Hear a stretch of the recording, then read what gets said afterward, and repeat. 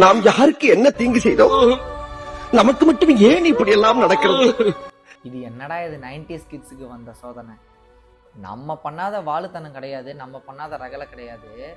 ஆனா நம்ம பண்ண வாழுத்தனம் ரகலைக்கு ஈக்குவலா கண்ணா பண்ணான்னு அடி வாங்கியிருக்கோம். பாத்திரம், கரண்டி, டம்ளர்லாம் பறக்கும். வாசல்லே உட்காந்து ஹோம்ஒர்க்கை முடிக்காம யூனிஃபார்மே கட்டக்கூடாது, விளையாட போகக்கூடாது, அங்க நிக்க கூடாது, இங்க நிக்க, எதுக்கு எடுத்தாலும் நம்மளை திட்டுவாங்க. ஆனா இப்ப இருக்கிற குழந்தைங்களுக்கு இதுல 2% கூட கிடைக்கிறது கிடையாது. ஒண்ணும் இல்லைங்க, சாக்லேட் கேட்பாங்க. எங்க அம்மா என்ன சாக் பல்லு சொத்தையாச்சுன்னா யார் கூட்டின்னு போறது டாக்டர்கிட்ட? அதெல்லாம் கிடையாது அப்படின்னு கண்ணா கடையிலேயே வச்சு திட்டுவாங்க. இப்ப இருக்கிற குழந்தைங்க சாக்லேட் கேட்டாங்கன்னா நம்ம மோஸ்ட்லி திட்டுறதெல்லாம் கிடையாது. இப்போ சாக்லேட்லாம் சாப்பிடவே கூடாது, உடம்புக்கு ரொம்ப கெடுதல், சாக்லேட் நோ அப்படின்னு சொல்லி குழந்தைங்க முகம் மாறிட்டுமே ஓடி வந்துருவாங்க தாத்தா பாட்டி. உடனே என்ன எதுக்கு எடுத்தாலும் குழந்தைய திட்டணுமா? உனக்கு இத்தனோண்டு சாக்லேட் வாங்கி கொடுத்தா என்ன ஆயிடுவ நீ? என்ன ஆயிடும் உனக்கு? இல்ல புரியல எனக்கு.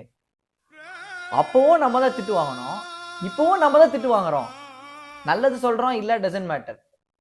அவஸ்தப்படுறா சாரி.